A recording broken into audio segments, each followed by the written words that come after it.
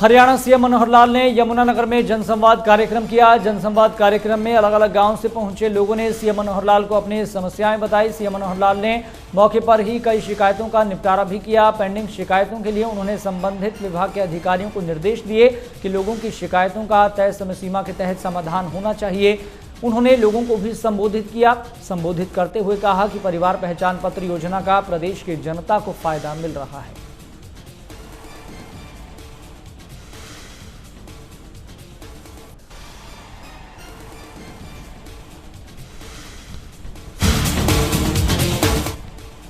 CM Manohar Lal ने SYL पर supreme court के फैसले का भी स्वागत किया। उन्होंने कहा कि एसवाईएल पर सुप्रीम कोर्ट का फैसला आ चुका है। अब केंद्र और राज्य सरकारों को मिलकर फैसला लेना है कि एसवाईएल निर्माण का समाधान कैसे निकाला जाए।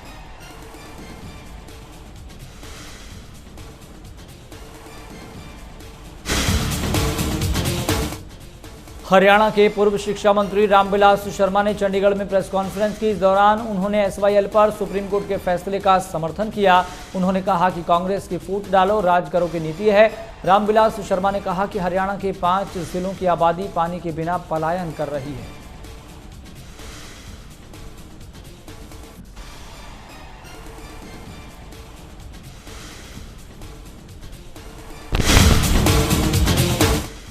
हिसार में चौधरी चरण सिंह हरियाणा कृषि विश्वविद्यालय के 3 दिवसीय कृषि विकास मेले का दूसरा दिन है। मेले का शुभारंभ रविवार को उपराष्ट्रपति जगदीप धनखड़ ने किया था। इस मौके पर हर एक जिले से एक प्रगतिशील किसान को सम्मानित किया जा रहा है। किसानों को खेती की नई तकनीक के बारे में भी जानकारी दी जा रही है। इसके अलावा कृषि मेले में किसानों की तरफ से उगाई गई फसलों और उनसे बनने वाले उत्पादों को भी रखा गया है।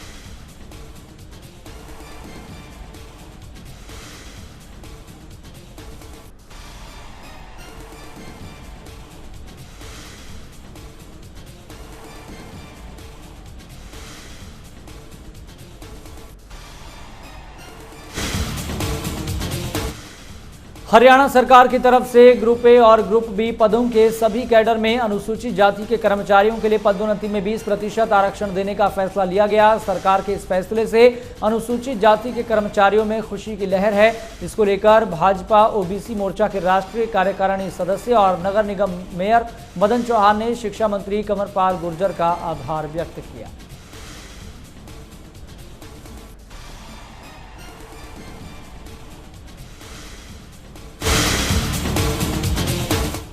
हरियाणा कांग्रेस के प्रदेश अध्यक्ष उदय भान कैथल पहुंचे, जहां उन्होंने प्रेस कॉन्फ्रेंस करते हुए प्रदेश की गठबंधन सरकार की कार्यशैली पर सवाल उठाए। उन्होंने कहा कि हरियाणा में गठबंधन सरकार जन विरोधी नीतियों पर काम कर रही है। आज प्रदेश का कोई वर्ग नहीं बचा जो बीजेपी जेजेपी की जन विरोधी नीतियों का शिकार न हुआ हो। जेजेपी को जमा जीरो पार्टी बताते हुए उदय भान ने कहा कि हरियाणा की राजनीति में फेल हुए लोग अब राजस्थान की तरफ निकल पड़े हैं, लेकिन जनता सब जानती है।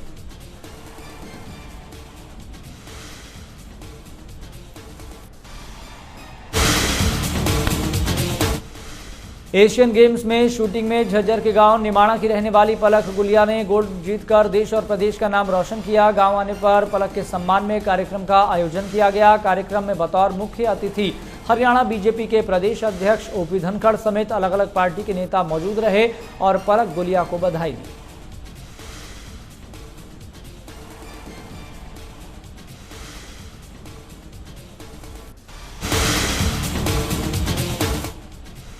गुरुग्राम की रहने वाली निश्चल ने रियो वर्ल्ड कप में 50 मीटर एयर पिस्टल में गोल्ड जीतकर देश का नाम रोशन किया। जिसके बाद निश्चल का अगला लक्ष्य नेशनल और ओलंपिक में गोल्ड जीतने का है, जिसके लिए वो फरीदाबाद की एकेडमी में जमकर प्रैक्टिस कर रही हैं। निश्चल का कहना है कि पढ़ाई के साथ साथ अपना करियर बनाने में उसे कड़ी मेहनत करनी पड़ रही है। निश्चल ने कहा कि परिवार की मदद से वो अपना सपना पूरा करने में कामयाब रही हैं।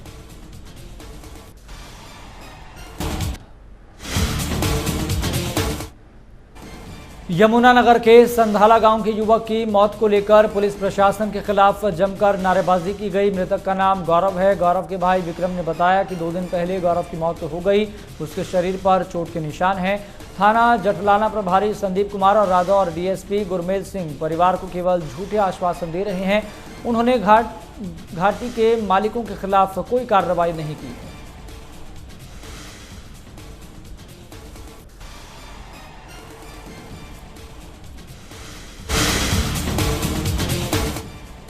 यमुनानगर में पुलिस लापरवाही उस समय मुसीबत साबित हुई जब एक चोरी के आरोपी को डायल 112 की गाड़ी लेकर आ रही थी। इसी दौरान पुलिस एक दंपति के विवाद को सुलझाने के लिए रुकी तो चोर पुलिस की गाड़ी लेकर फरार हो गए।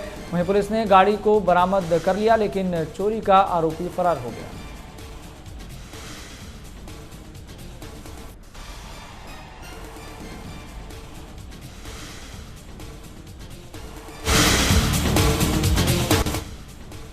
पूरे प्रदेश की तरह सिरसा जिले में भी डेंगू के डंक से प्रभावित है। साल 2023 में अब तक सिरसा में 168 डेंगू के पॉजिटिव मामले मिल चुके हैं। राहत की बात यह है कि लगभग मरीज स्वस्थ हो चुके हैं। फिलहाल सिरसा में 6 एक्टिव मरीज हैं। इनमें से 3 मरीजों का नागरिक अस्पताल में तो वहीं 3 मरीजों का प्राइवेट अस्पताल में उपचार चल रहा है। डेंगू लार्वा के निस्तारण के लिए लगातार जिले में जागरूकता अभियान चलाया जा रहा है।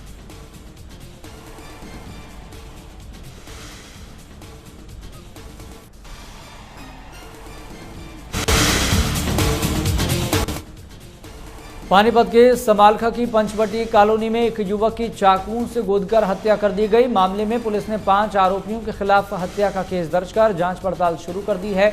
बताया जा रहा है कि मृतक रंजन का किसी बात को लेकर करीब 1 हफ्ते पहले बदमाशों के साथ झगड़ा हुआ था। इसी रंजिश के चलते बदमाशों ने साजिश रचकर हत्या की वारदात को अंजाम दिया।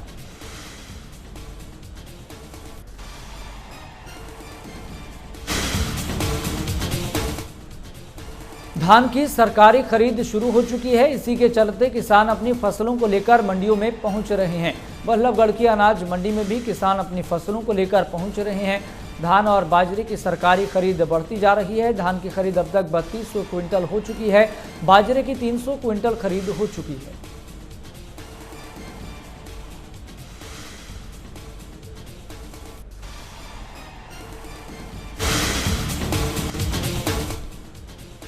करनाल में कृषि विभाग और जिला प्रशासन के संयुक्त प्रयासों के बाद भी पराली जलाए जाने के मामले सामने आ रहे हैं। जिले में अब तक 19 पराली जलाने के मामले सामने आए हैं, जिसके बाद पराली जलाने वाले किसानों पर 42,000 रुपये का जुर्माना लगाया गया। कृषि विभाग ने किसानों से पराली न जलाने का अनुरोध किया। कृषि विभाग सहित प्रशासन की संयुक्त टीम हर क्षेत्र पर पैनी नजर बनाए हुए है, जिससे पराली जलाने वाले किसानों को रोका जा सके।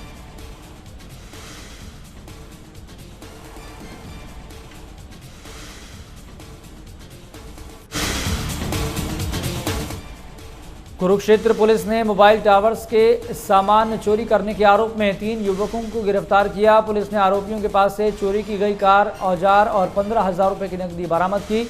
आरोपियों के खिलाफ अन्य जिलों में भी मोबाइल टावर से सामान चोरी करने के 10 से ज्यादा मामले दर्ज हैं। फिलहाल पुलिस इस पूरे मामले की जांच कर रही है।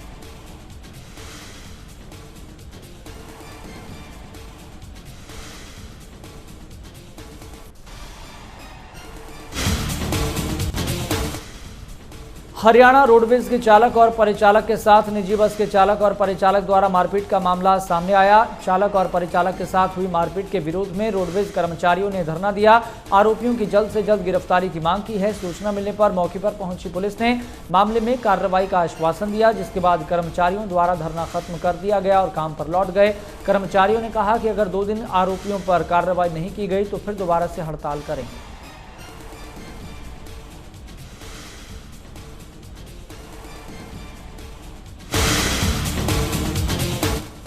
वायुसेना दिवस के अवसर पर पूर्व सैनिकों ने यमुनानगर में नशे के खिलाफ जागरूकता अभियान चलाया। रैली निकाली, जिसमें यमुनानगर के विधायक घनश्याम दास अरोड़ा, यमुनानगर नगर निगम के मेयर मदन चौहान समेत भारी संख्या में पूर्व सैनिकों ने हिस्सा लिया, जहां रैली के माध्यम से लोगों को नशे के खिलाफ जागरूक किया गया।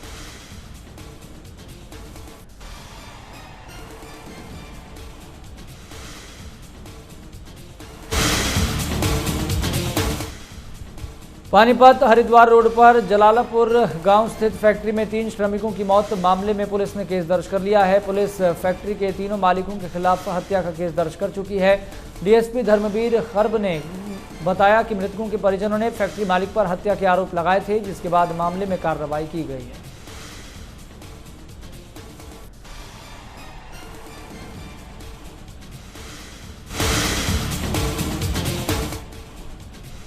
कुरुक्षेत्र पुलिस ने छात्र शिवम हत्या मामले में 2 आरोपियों को गिरफ्तार किया। आरोपियों के नाम जितेंद्र राणा और करण बताए जा रहे हैं। आरोपी 4 अक्टूबर को कुरुक्षेत्र के परशुराम कॉलेज में छात्र पर चाकू से वार कर फरार हो गए थे, जिसके बाद छात्र को अस्पताल में भर्ती करवाया गया था, जहां इलाज के दौरान उसकी मौत हो गई।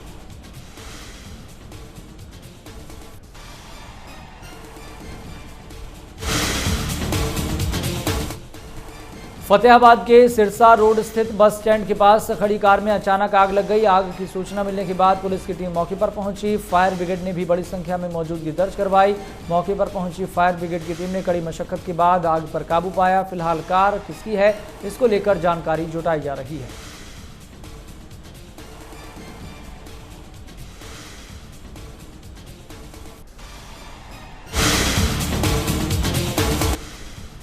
हिमाचल प्रदेश में बाहरी राज्यों से आने वाले पर्यटन वाहनों पर परिवहन विभाग की तरफ से सितंबर से टैक्स लगाया गया है, जिससे बाहरी राज्यों के ऑपरेटर्स प्रदेश में गाड़ियां नहीं भेज रहे हैं। अब बुकिंग भी कैंसिल हो रही है। ऐसे में परिवहन विभाग के इस फैसले से पर्यटन कारोबार को नुकसान पहुंच रहा है। ऐसे में इस फैसले से नुकसान झेल रहे होटल एसोसिएशन ने सरकार से टैक्स बढ़ाने के फैसले को वापस लेने की मांग की है।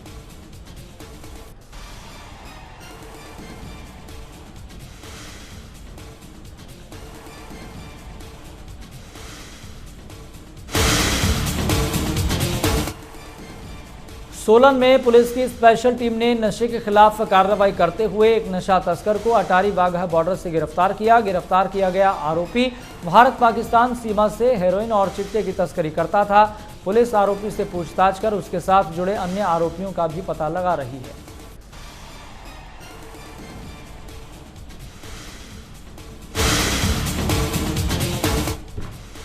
चुनाव आयोग ने मध्य प्रदेश, राजस्थान, छत्तीसगढ़, तेलंगाना और मिजोरम में विधानसभा चुनाव की तारीखों का ऐलान कर दिया है। सबसे पहले मिजोरम में 7 नवंबर को मतदान होगा।